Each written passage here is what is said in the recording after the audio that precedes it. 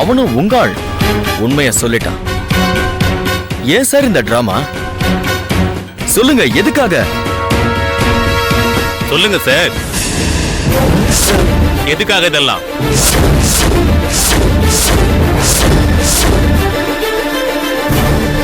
சொல்லுங்க சார்.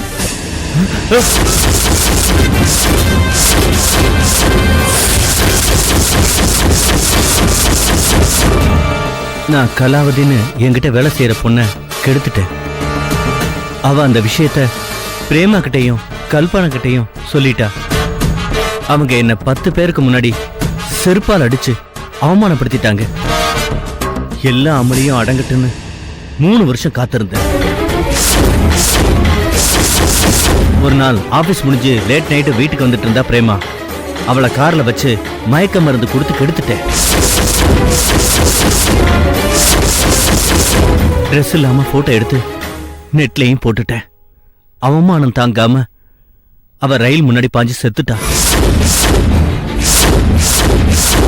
அவ லவ்வரான ஜாக்கின்னு ஒருத்தன் அவ சாவுக்கான காரணத்தை கண்டுபிடிக்கிறதுக்காக என்கொயரி பண்ணிக்கிட்டு இருக்கான்னு தெரிஞ்சது.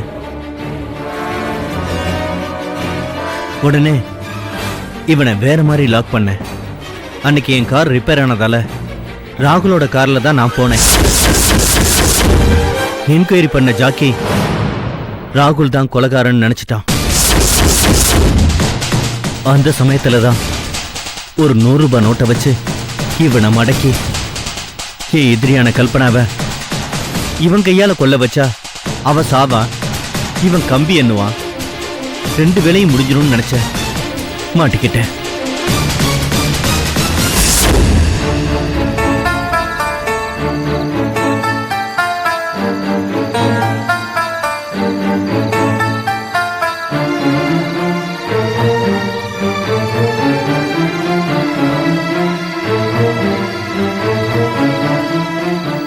வந்து 1/2 மணி நேரம் ஆச்சு. ஒரு வார்த்தை கூட பேசல. ஏதோ முக்கியமான விஷயம் வேற சொன்ன. என்ன விஷயம் சொல்லு ஜாக்கி. எனக்கு எப்படி ஆரம்பிக்கிறதுன்னு தெரியல.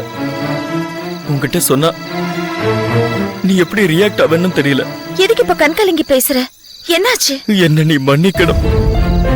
நீ என்ன தப்பு பண்ண நான் மன்னிக்கிறதுக்கு? நான் தப்பு பண்ணிருந்தா கூட எனக்கு மன்னிப்பு கிடைச்சிரும்.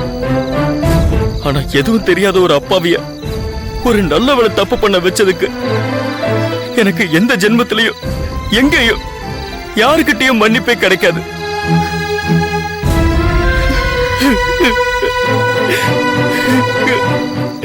என்ன ஜாக்கி இது? நீ இப்ப என்ன தப்பு பண்ணிட்டு நீ இப்படி அழற? இருக்கிறதுலே மகா பாவம் ஒரு குருவி கூடு மாதிரியான அழகான குடும்பத்தை பிரிக்கிறது. நான் அதை செஞ்சுட்டேன். நீ யார் குடும்பத்தையும் பிரிக்கிற ஆள் கிடையாது அப்படின்னு உன்னை நம்ப வச்சிருக்க. நான் பிரிச்சது உன்னையும் உன் புருஷனையும் தான். உங்களுக்குள்ள இருக்கிற சின்ன சின்ன மிஸ் அண்டர்ஸ்டாண்டிங்க ஊதி பெருசாக்கி குளிர் காஞ்சு உத்தமையா இருந்த உன்னை பேசி மயக்கி எனக்கு சாதகமா உபயோகப்படுத்திக்கிட்ட. இதுக்கெல்லாம் காரணம் உன் புருஷன் மேல எனக்கு இருந்த பகை. என்னோட காதல் பிரேமாவ உன் புருஷன் நான் கார்ல வச்சு கெடுத்துட்டான்னு நான் தப்பா நினைச்சிட்டேன். அதனாலதான் ராகுல் குடும்பத்தை பிரிக்கணும், அவனும் மனைவி இல்லாம அலையணும்னு எம்டியோட டீலுக்கு ஒத்துக்கிட்ட. உன்னை என் வழிக்கு இழுத்துக்கிட்ட. எம்டி கிட்ட பணத்தை வாங்கின அன்னைக்கு நீ அவனை பத்தி பிளாஷ்பேக் சொன்னப்போ என்னோட பிரேமா சாவுக்கு காரணம் எம்டியா தான் இருக்கணும்னு புரிஞ்சுது. உன் புருஷன் கார எம்டி யூஸ் பண்ண விஷயம் தெரிஞ்சப்பதான் அவசரப்பட்டு அந்த நல்லவருக்கு நான் துரோகம் பண்ணது புரிஞ்சுது. எந்த பரிகாரம் பண்ணாலும் அவரோட மனைவியா உன்னை திருப்பி கொடுக்கறதுக்கு ஈடாகாதுன்னு என் மனசு சொல்லுச்சு.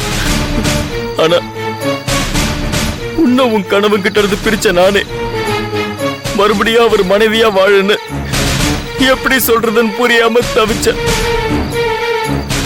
தெரிஞ்சே துரோகம் பண்ற பொம்பளையா இருந்தா இது ஒரு பெரிய விஷயமா எடுத்துக்க மாட்டா. இது நான் மயக்கி கெடுத்த ஒரு அப்பாவியோட வாழ்க்கை பிரச்சனை. இந்த தர்ம சங்கடமான சூழ்நிலைய உனக்கு எப்படி புரிய வைக்கிறதுன்னு தெரியாம தான் இவ்வளவு நேரம் நான் யோசிச்சேன் கல்பனா.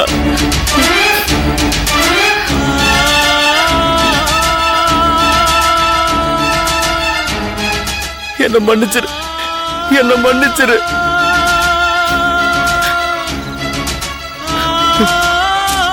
என்ன சந்திச்சதையும் என்கிட்ட உன்னை இழந்ததையும் ஒரு விபத்து மாதிரி கெட்ட கனவு மாதிரி நினைச்சு மனசுல இருந்து எரேஸ் பண்ணிடு கல்பனா, ப்ளீஸ்.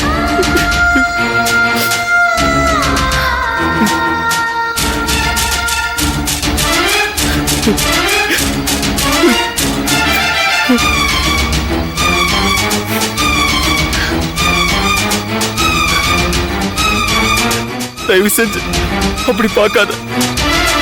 எனக்கு நீ எப்படியாவது உன் புருஷன் கூட சேர்ந்து வாழ்றத நான் பார்க்கணும்.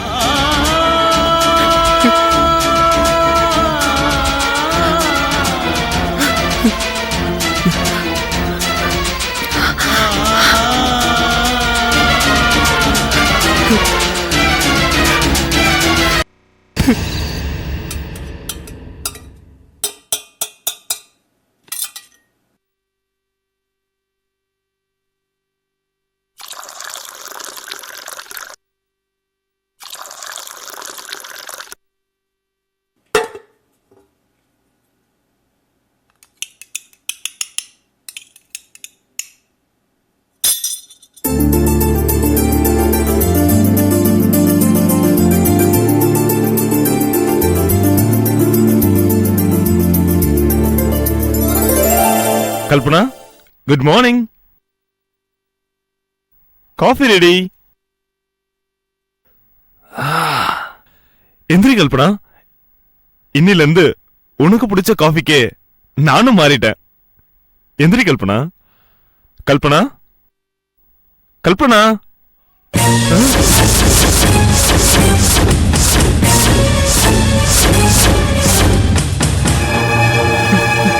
கல்பனா, என்னாச்சு கல்பனா?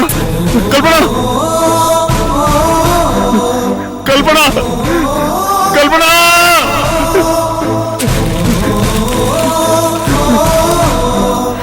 மன்னிக்க முடியாத தப்பை செய்து விட்டேன், மன்னியுங்கள் என்னை. கல்பனா.